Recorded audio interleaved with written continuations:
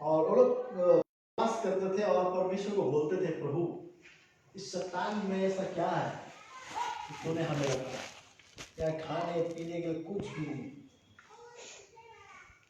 तो वो लोग ऐसा निराश रहते थे, अरे हम भी पहाड़ चट्टान पे बसे, कुछ नहीं। तब कुछ दूसरे देश से सर्च करने के लिए उस जगह पे आया और उस जगह पे जब ड्रिल डाल के खोदा गया तो जिस पहाड़ के नीचे वो लोग थे वहां पे सोने की खदान। हालेलुया। जब वो सुने, अरे जिस टांग के ऊपर में उसके नीचे सोने का खदान है, बाप रे, हालेलुया। तो हमारा लाइफ भी कुछ ऐसा ही है। हम जिस यीशु को जानते हैं वो उससे भी बड़ा है। आमीन। हालेलुया। हालेलुया। वो सब कुछ को बनाने वाला सृष्टिकर्ता परमेश्वर। यदि मैं आदि में जाके आपसे बात करूं, यूहन्ना 1 अध्याय 1 पद उत्पत्ति 1 से बहुत समय लगेगा उसको समझाने में, क्योंकि मैं खुद 1 सप्ताह मैंने पढ़ा है उस दोनों पदों को।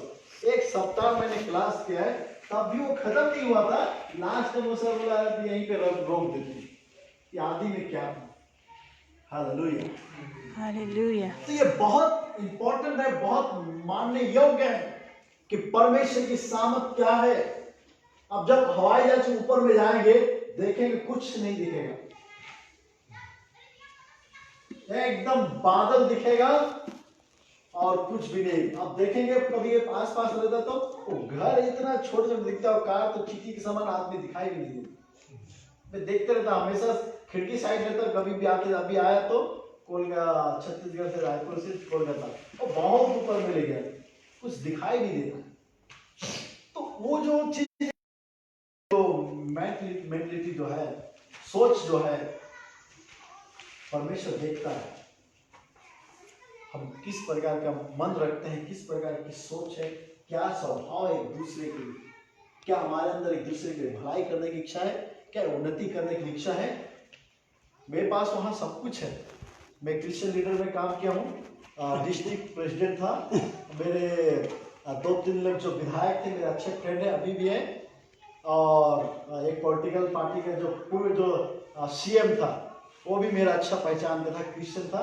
अभी कुछ समय पहले वो उसका मृत्यु हो गया, तो लंबे समय से बीमार थे। छत्तीसगढ़ जब स्थापना हुआ तो पहला मुख्यमंत्री वही थे, अजीत जोगी। आप सर्च करेंगे आपको मिल जाएगा। तो वो मेरा जो संगठन में मसीह सेना में मैं जब आया तो उसने बोला आपको इस प्रकार से आपको काम करना पड़ेगा, तब आप अच्छी मिनिस्ट्री कर सकते हो, वो मुझे बता रहा। तो ये सारी चीजें हैं। कब हम उन जगहों पे पहुंचते, उन चीजों को कब कर पाते हैं, जब ये वचन और अभिषेक हमारे अंदर में। पहले मैं किसी भी लोगों से बात करने के लिए बहुत समय तक मैं हकलाने वाला व्यक्ति था। कई लोग मुझको चिढ़ाते, आज भी वो नाम से बुलाते हैं गाँव में। जब हम बिहार में थे तो उस समय मैं बोलने के जो भाषा था, का बोलने से का निकलता था मुझसे।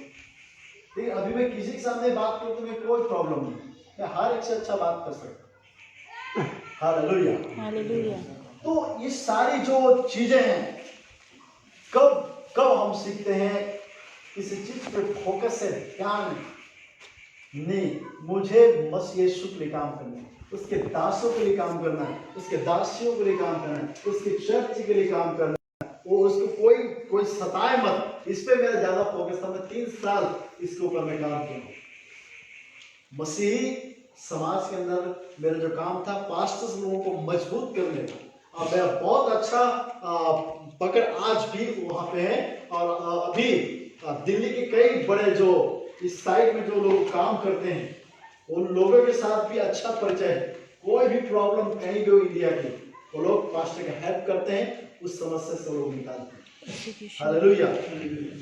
पिछले समय एक उत्तर प्रदेश अयोध्या में जहाँ राम मंदिर बना, वहीं पे एक पास्टर है हमारा, तो उसके साथ कुछ लोगों ने धर्म का आरोप लगा के उसको थाना वगैरह में केस कर दिए थे।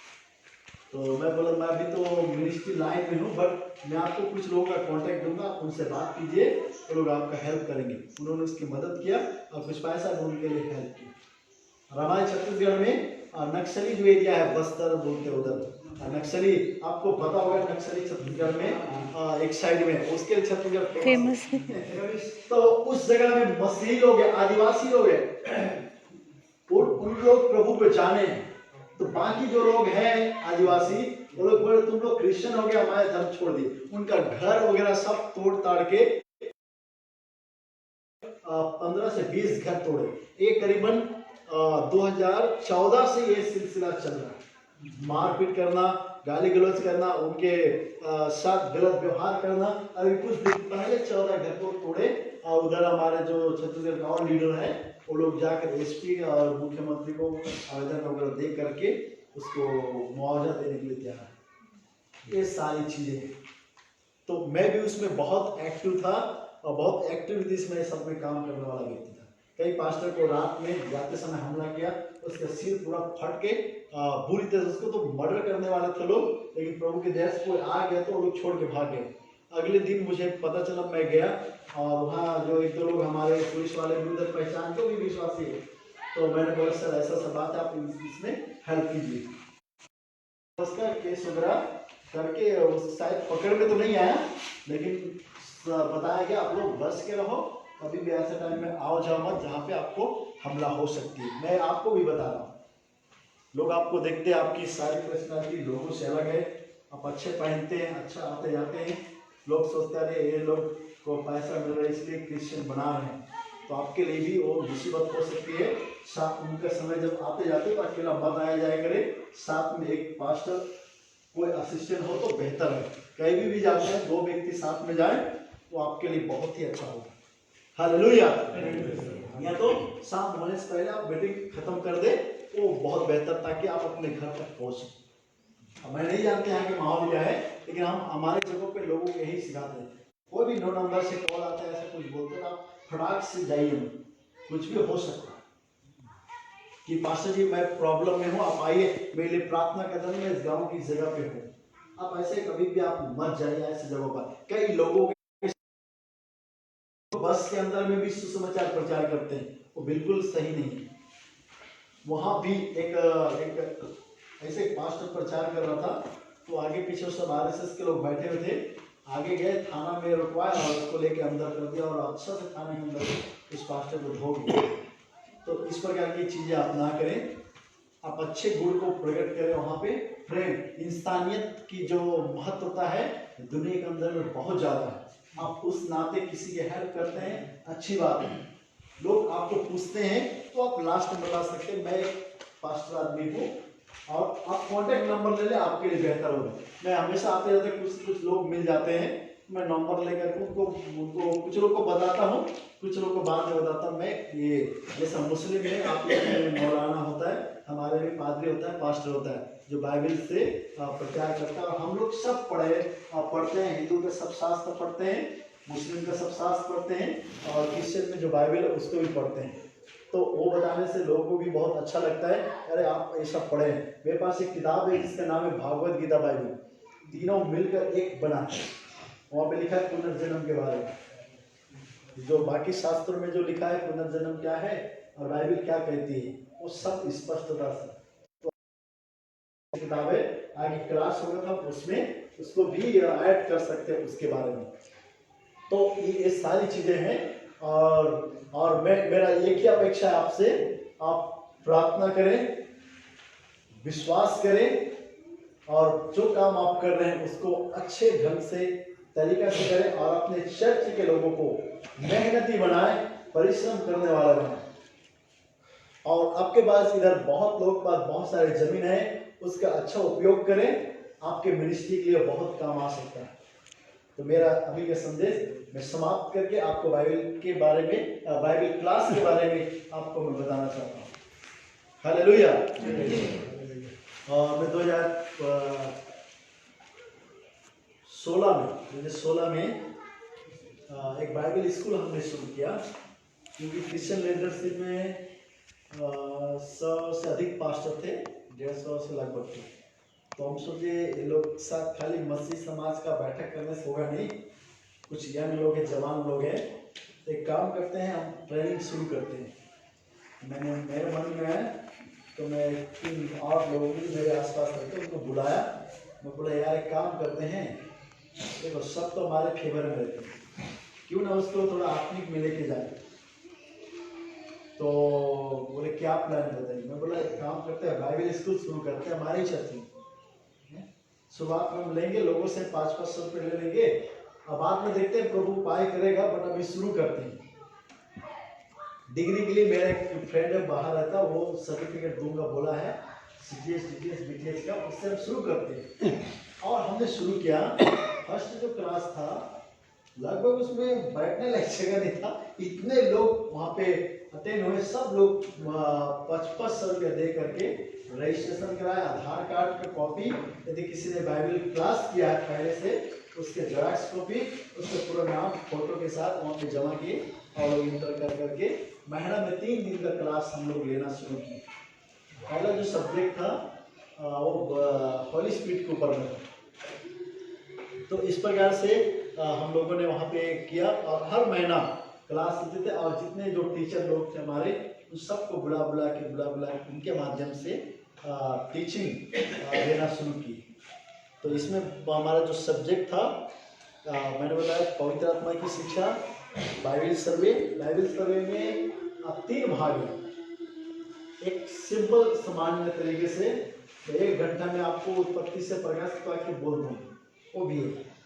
लेकिन एक है जो 3 दिन के अंदर समाप्त हो जाएगा, और एक है जो लंबे समय तक चलने वाला है, क्योंकि मेन तो वही है बाइबल सर्वे, और बहुत समय लगता है उसको डीपली उन चीज़ों को देखने और जानने में।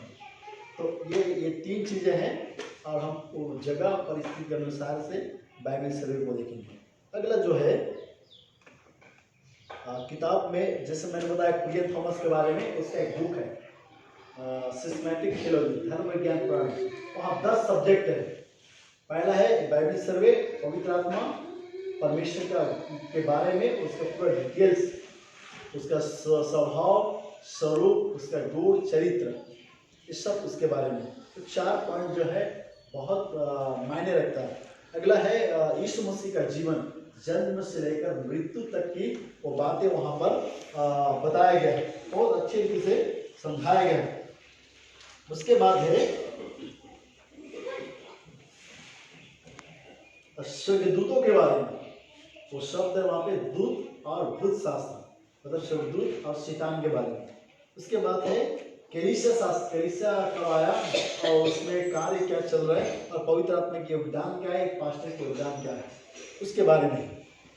मानव शास्त्र, मनुष्य के जन्म से लेकर मृत्यु तक क्या क्या होता है, वो सारी चीज बाइबल से जुड़ा हुआ सब्जेक्ट है।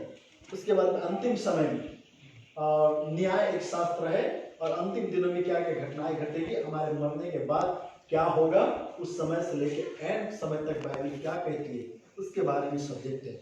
उसके बाद है यीशु मसीह का द्वितीय आगमन, शीलापन, और प्रेतों के काम, और झूठे प्रेतों से सावधान। ये मैं लिखा, उसका नाम है झूठे प्रेतों से सावधान, और उसमें से भी उसको भी मैंने ऐड किया है क्लास में, और उसमें से 3 दिन भी टीचिंग होता है कि आजकल बहुत जगहों पर झूठी टीचिंग, झूठी शिक्षाएं चलती है, और कई प्रकार के, कोई यीशु के नाम में दे रहा है, और कोई बोलते हैं मरियम को मानना चाहिए, तो कोई बोलते हैं माता परमेश्वर है, तो कोई बोलते हैं यहोवा ही मेन है, बाकी कुछ भी नहीं है। इस प्रकार की बहुत प्रकार की शिक्षाएं हैं। अभी चाइना से भी एक शिक्षा फेसबुक यूट्यूब में बहुत ज़्यादा चल रहा है, सर्वशक्तिमान की कलीसिया। लोग बोलते हैं एक लेडीज है, वो बोलते हैं यीशु मसीह का ये है दूसरा आगमन, दूसरा